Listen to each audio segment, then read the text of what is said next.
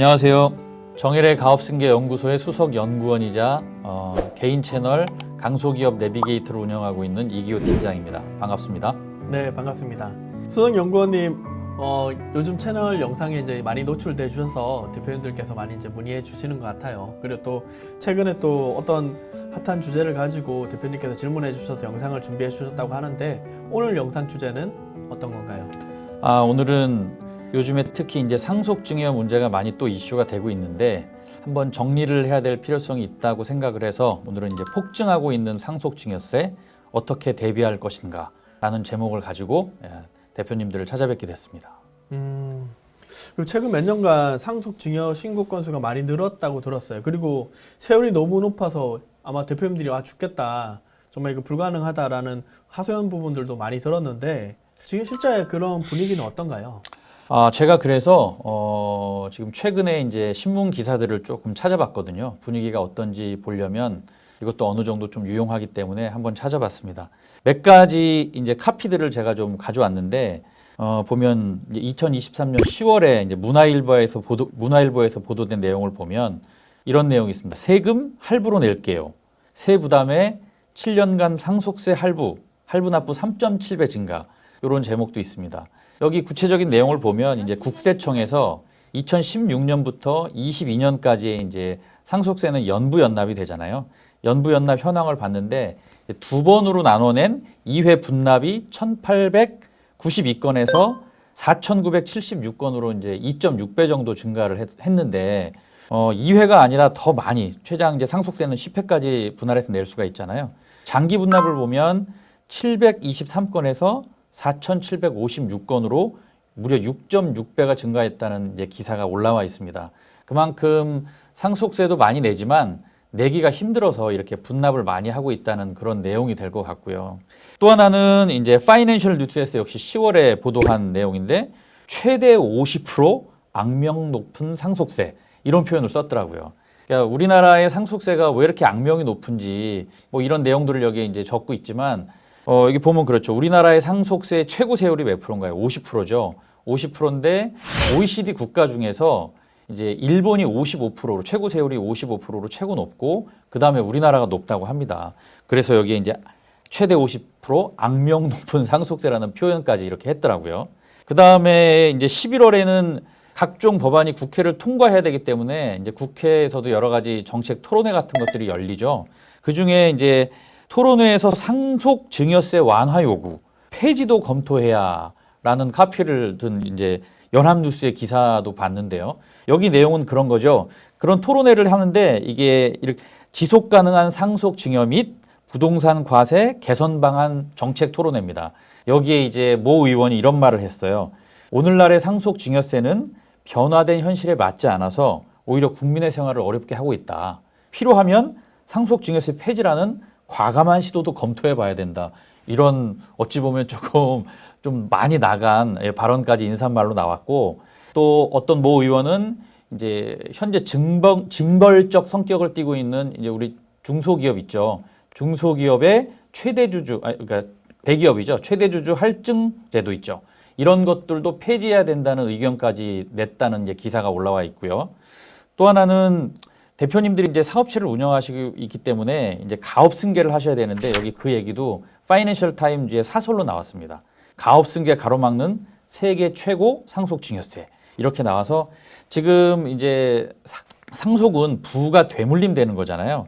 이런 사고를 가지고 있는 것은 낡은 사고다. 이것들을 버리고 승계를 활성화할 수 있도록 지원 방안을 새롭게 마련해서 통과시켜야 된다는 이런 칼럼까지 실었습니다.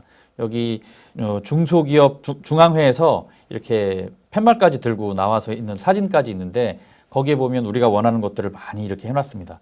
연부연납도 지금 뭐 5년에서 20년까지 좀 늘려달라는 얘기도 이렇게 팻말로 들고 있고 그 다음에 증여세 10% 이거 저율과세 구간 있잖아요. 우리가 뭐 증여세 과세 특례를 보면 뭐 10억까지는 세금이 없지만 그 다음에 60억까지는 이제 10%, 그 이후는 600억까지 이제 20% 있는데 이 구간도 늘려달라는 얘기를 하고 있는 거죠. 여러 가지 이런 기사들을 보면서 지금 사회적으로도 상속증여세가 많이 증가하고 있고 기업을 운영하시는 우리 대표님들도 이런 것들 때문에 많이 힘들어하고 그다음에 불만도 많이 있구나. 이런 것들을 이렇게 기사들을 살펴보면서 많이 느낄 수가 있었습니다. 일본 같은 경우에는 사실 이제 55%이긴 하지만 총 상속 금액이 아니라 각각의 상속 받는 사람의 금액으로 분등이 되기 때문에 사실 55%이긴 하지만 실제적으로 55%가 아닌 것 같고, 한국 같은 경우는 총 상속 금액에 대해서 가정이 되기 때문에 그 한도 부분이 쉽게 좀 커지는 부분이라서 아마 한국이 제일 아까 악질적인 부분이라고 표현을 했던 것 같습니다.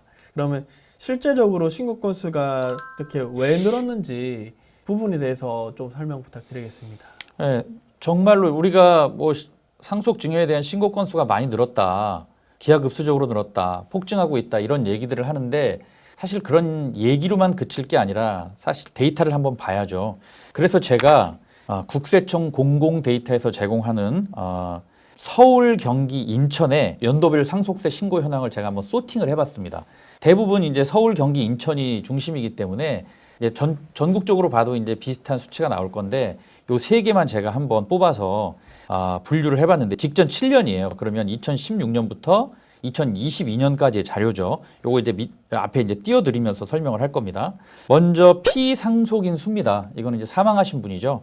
사망하신 분이 1년에, 그러니까 2016년에는 이제 사망하신 분 중에서 상속세를 신고하신 분이에요. 4,100명 정도였습니다. 제가 뒤에까지 얘기하면 너무 복잡하니까 앞만 얘기할게요. 2017년에 역시 4,000명대였고요. 18년에 5,000명대, 19년에 6,000명대였다가 2020년부터 급증합니다. 2020년에 8,000명대로 올라가고요.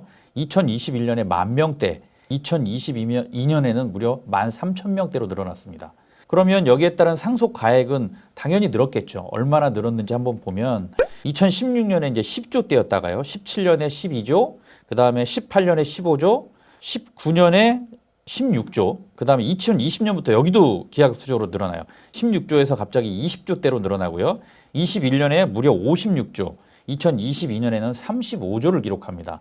물론 2021년은 여기 삼성 수치가 들어와서 약간은 왜곡된 수치이긴 하지만 그만큼 많이 늘고 있다고 보시면 될 것 같습니다. 늘기는 늘었는데 중요한 거는 2020년 정도부터 급등했다는 거예요. 보면 신고한 피상속인은 2016년 대비 고점이 3.24배 증가했고요. 총 상속 가액은 5.24배. 근데 여기 좀 수치가 그러니까 그냥 일반적으로 2022년 거를 보더라도 피상속인 증가 배수하고 좀 비슷합니다. 3.24배 정도 증가를 했죠. 그러면 왜 이렇게 많이 증가를 했지? 라는 의문이 좀 들 수 있을 거예요. 그래서 데이터를 한번 찾아봤습니다.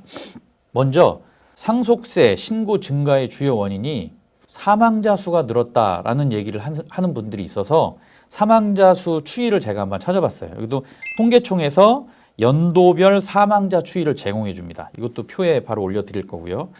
여기 보면 이제 1970년부터 이제 데이터가 나오는데 70년부터 대략 2010년까지는 여기 쭉 보시면 보이시겠지만 한 큰 변동 없이 25만 명 정도가 연도별로 사망을 했습니다.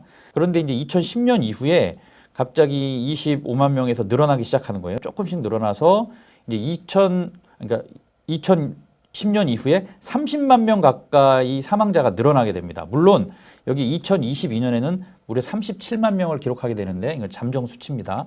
이래서 보면 사망자 수가 이제 많이 늘어났잖아요. 그래서 피상속인의 신고 건수나 그다음에 총 상속가액도 많이 늘어나는 것이 아니냐라고 볼 수가 있는데 아까 말씀드렸던 이제 상속세 신고 추이를 보면 16년 대비 22년을 봤잖아요. 그거는 3.24배인데 여기에 사망자 증가율은 2016년 대비 22년 37만 명을 감안하더라도 1.24배밖에 되지가 않습니다.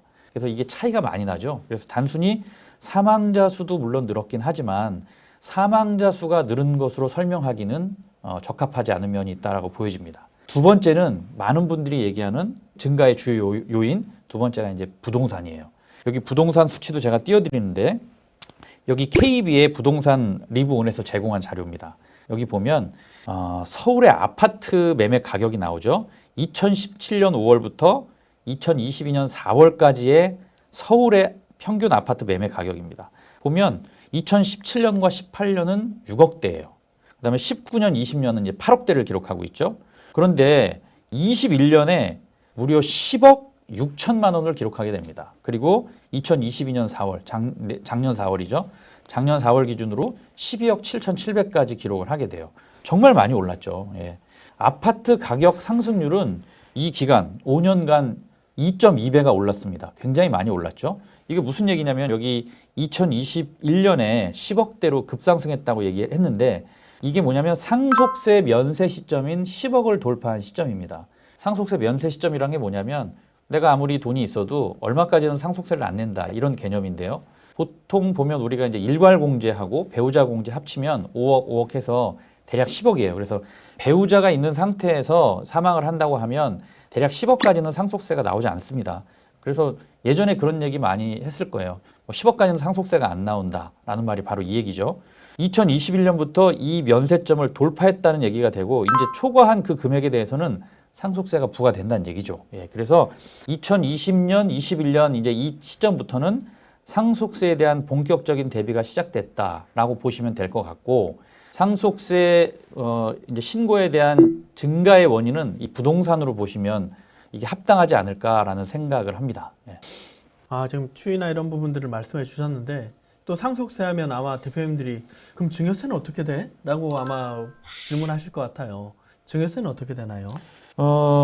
조금 전에 상속세에 대한 본격적인 준비를 시작했다고 말씀드렸는데 본격적인 준비가 뭘까요? 예, 대부분 대표님들이 잘 아시는 것처럼 이제 사전에 증여하는 거예요. 왜냐하면 상속가액을 낮추고 없애기 위해서는 사전 증여가 중요하죠. 여기 보시면 데이터가 그대로 따라옵니다. 제가 아까 상속세 신고 추이도 말씀을 드렸지만 똑같은 케이스입니다. 국세청 공공 데이터에서 제공하는 마찬가지로 서울, 경기, 인천이에요. 인천 지역의 연도별 증여세 신고 현황도 2016년부터 2022년까지 직전 7년치를 제가 정리를 한번 해봤습니다. 증여 건수를 보면요. 2016년에 6만 7천 건, 2017년에 7만 건대, 18년에 8만 8천, 19년에 9만 이렇게 만 건씩 올라가다가 2020년에 무려 13만 6천 건으로 급증하게 됩니다. 그리고 2021년에는 16만 6천 건, 2022년에는 다시 13만 3천 건으로 이게 나오게 되는데 굉장히 많이 올랐죠. 여기도 보면 똑같아요. 금액 총 증여가액도 마찬가지죠. 13조, 17조, 20조, 21조 하다가 갑자기 33조가 돼요. 그 다음에 37조, 이제 27조로 좀 줄었습니다. 자, 이렇게 2020년을 기점으로 갑자기 급증하고 있는 걸 보실 수가 있는 거죠. 아까 상속세 증여 추이의 그 배수와 비슷한, 그거보다는 조금 낮지만 신고한 증여 건수를 보면 2016년 대비 고점이 2.45배 증가했고요. 총 증여가액은 2.87배 증가했다는 것을 보실 수가 있습니다. 굉장히 상속세를 이제 준비해야 되겠다는 그런 사인이 어디서 나오냐면 이렇게 사전 증여가 시작됐다는 거에서 우리가 알 수가 있습니다.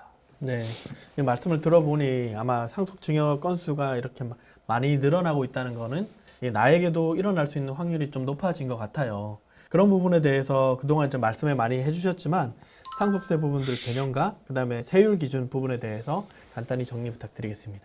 조금 전에도 말씀드렸지만 상속세 이런 거는 돈 많은 사람들이나 내는 것, 아주 많은 사람들이나 내는 것이라고 생각하고 계셨다가 일반인들도 마찬가지. 일반인들이 그러다가 이제 내가 집 한 채 있고 금융산 몇 천만 원 정도 있고 이런 상태에서 상속세가 과세되기 시작하면 이제 충격에 빠지게 되죠. 하물며 이제 기업을 운영하시는 우리 대표님들은 일반인들보다 자산이 좀 더 많으실 텐데 여기에 대해서 뭐 이제 금액이 커지는 문제가 나하고 바로 직결되는 문제가 되거든요. 그래서 굉장히 많이 들으셨을 테지만 여기서 이제 상속세가 뭐고 세율이 어떻게 되고 그다음에 누구에게 이제 상속이 되고 하는 문제들을 또 정리할 필요가 좀 있다고 보여집니다. 상속세를 한번 정리해 볼게요. 그러니까 어떤 문장으로 정의하는 게 아니라 머릿속으로 한번 정리를 해 보는 겁니다. 첫 번째 상속세는 1번 피상속인이 사망해야 됩니다. 피상속인 사망. 그러니까 즉 우리 부모님이 사망하시거나 내가 노인이 돼서 이제 사망해서 이제 자녀들에게 재산을 물려주는 그런 케이스가 되는 거니까 일단 피상속인이 사망함으로 인해서 피상속인이죠. 나의 피상속인의 재산이 무상으로 가족이나 친족에게 이전될 때 부과되는 세금입니다. 그러니까 쉽게 말하면 내가 가업을 일구고 돈을 벌었는데 내가 사망함으로 인해서 나의 개인 재산과 나의 회사의 재산이 나의 자녀들이나 친척한테 이렇게 무상으로 이전될 때 국가는 거기에 대해서 과세를 한다는 거죠. 그러면 어떤 세율로 과세를 하는지 한번 보겠습니다. 상속세와 증여세는 세율이 같습니다. 예. 상속세 및 증여세법 제26조에 이렇게 과세하라고 되어 있습니다. 과세 표준이, 여기서 과세 표준은 뭐냐면 내 재산에서 일단 부채 뺍니다.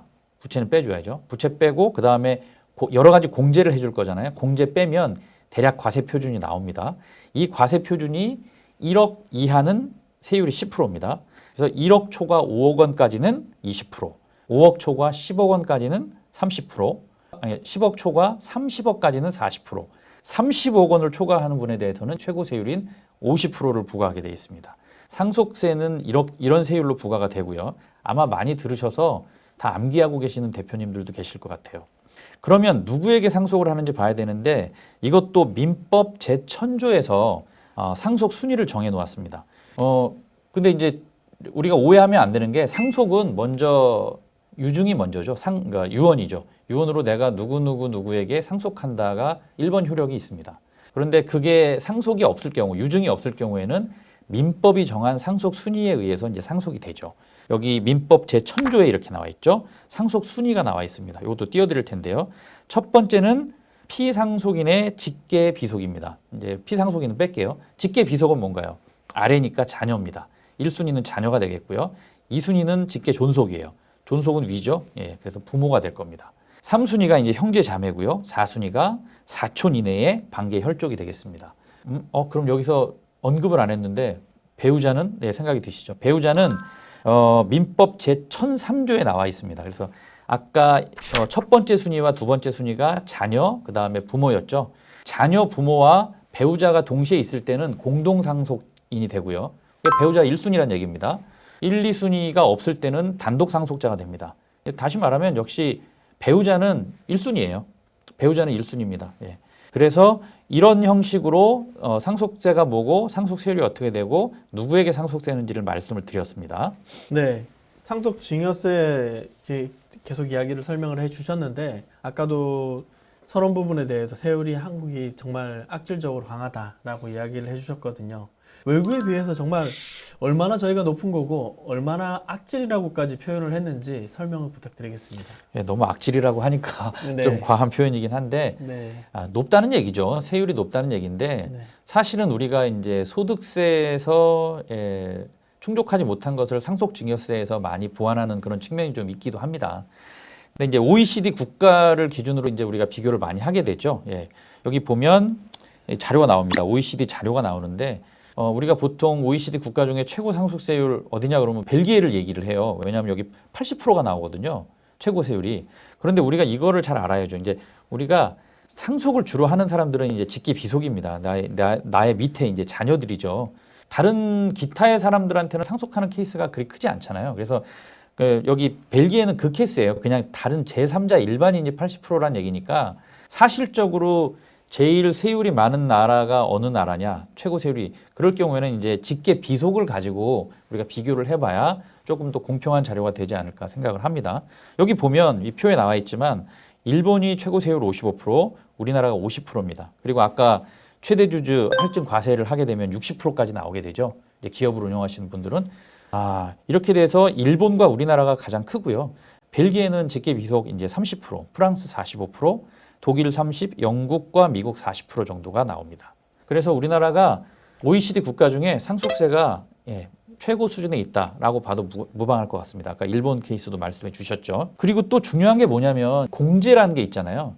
공제를 하고 최고 상속세율이 높더라도 공제 금액이 크면 우리가 거기까지 가지 않을 수도 있기 때문에 상속세에 대한 그렇게 너무 이렇게 불만이나 그다음에 억울하다는 심정을 갖지 않을 수 있는데 이게 우리가 공제도 약하고 그다음에 최고 밑에 금액부터 막 과세하는 이런 체계를 가지고 있기 때문에 그게 힘든 거거든요.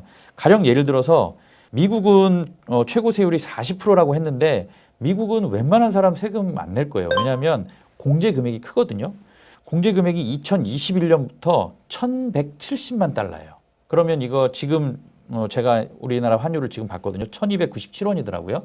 그러면 이거 환산을 하면 약 151억 원, 150억 원 정도 됩니다. 150억까지는 공제예요. 세금이 없어요. 우리나라한테 이게 적용이 된다면 여기서 만세 부르시는 분 굉장히 많겠죠. 미국은 이렇습니다. 그런데 우리나라는 공제가 아까 얼마라고요? 일괄 공제, 배우자 공제 합쳐서 면세점이라고 생각하는 게 10억 정도입니다. 미국하고 무려 15배 차이가 나는 거죠. 그리고 낮은 단계부터 과세한다고 그랬잖아요. 1억 미만은 10%라고 그랬잖아요. 그러니까 1억 미만이어도 10억 넘는 사람은 그 초과하는 부분부터 1억 미만은 이제 10%를 내야 되는 거예요. 이게 얼마나 이제 괴롭게 하는 일인지 이게 과세를 이제 고지서를 받아보신 분들이 이제 그걸 느끼시겠죠. 우리나라는 이것 때문에 뭐 악질적이다, 힘들다, 괴롭다 이런 얘기가 많이 나오는 것 같습니다. 이게 사실은 아까도 얘기했지만 뭐 정책 토론회에서 필요하다면 상속증여세 없애는 것도 생각해 봐야 된다는 얘기를 어떤 분이 이제 했는데 사실상 OECD 국가 중에서 이 상속세 폐지한 국가들 많이 있거든요. 1970년대에 호주나 캐나다는 이미 그 상속세를 폐지했고요. 80년대 이스라엘, 90년대 뉴질랜드, 2000년대에는 많습니다. 오스트리아, 멕시코, 스웨덴, 슬로바키아, 포르투갈 여기 상속세를 폐지했어요. 마지막으로 2014년도에 노르웨이까지 이제 상속세를 폐지했죠. 그리고 OECD 국가가 아니지만 러시아나 중국, 인도 같은 나라들도 상속세 내고 있지 않습니다.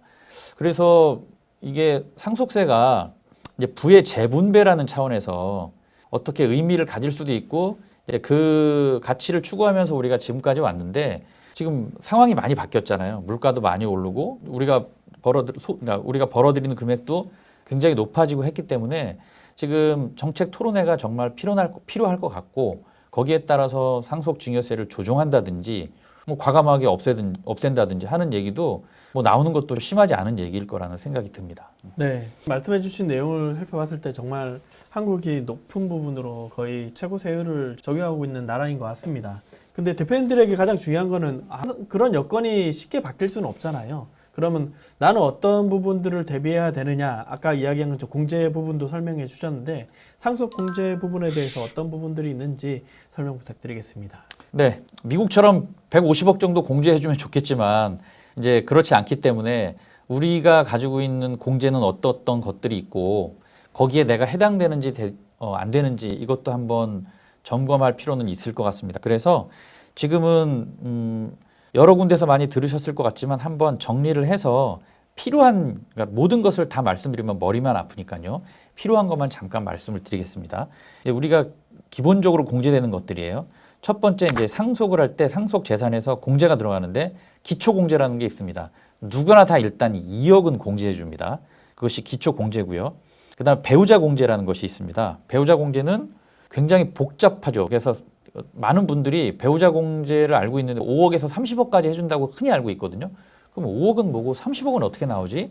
라고 많이 헷갈려 하세요. 그래서 배우자 공제가 5억에서 30억까지인데 이것은 따로 떼서 제가 설명을 다시 해드리도록 하겠습니다. 그 다음에 배우자 공제 말고 이제 자녀 공제가 있죠. 성인 1인당 5천만 원이에요. 증여 공제하고 똑같죠. 네, 미성년자는 있는데 미성년자는 1,000만 원 곱하기 이제 19세까지의 자녀 연수 곱하는데 대부분 상속이 이루어질 때 이제 미성년자는 없죠. 그래서 성년 정도 머릿속에 갖고 가시면 될 것 같습니다. 그다음에 연로자 공제, 65세 이상 1인당 5천만 원 있고요. 장애인 공제 역시 1인당 1,000만 원에서 기대 여명 연수를 곱합니다. 그다음에 일괄 공제라는 게 있는데요. 이거는 5억과 기초 공제와 인적 공제를 합친 것 중에 이제 큰 금액을 선택하게 됩니다. 이것도 체크 포인트 1에서 제가 다시 한번 말씀을 드릴 거예요. 그다음에 동거주택 공제라는 게 있습니다. 이건 뭐냐면 주택도 상속 가액에 들어가게 되잖아요. 피상속인의 것이었다면. 그런데 1세대 1주택이라는 전제 조건 하에 피상속인과 10년 이상 같이 살았다면 6억까지는 공제를 해줍니다. 상속 가액에서 빠지게 된다는 얘기죠. 그다음에 금융재산 공제라는 게 있습니다. 금융재산 공제는 이제 상증세법 22조에 나오는데요. 금융재산이 있죠. 뭐 예적금이 있고 주식도 있습니다. 여기에 2천만 원 이하의 금융재산을 가지고 있다면 이거 전액 다 공제를 해줍니다. 근데 2천만 원 초과분에 대해서는 20% 혹은 2천만 원 중에 맥스 이렇게 공제를 해준다고 되어 있습니다. 이게 무슨 소리냐면 분리해 봐야죠. 여기 1억, 그러니까 20%나 2천이니까 뭐 여기 2천만 원 이하는 다 해준 데에서 2천만 원이잖아요. 근데 내가 1억이에요. 금융재산이. 그럼 20%면 얼마죠? 2천만 원입니다.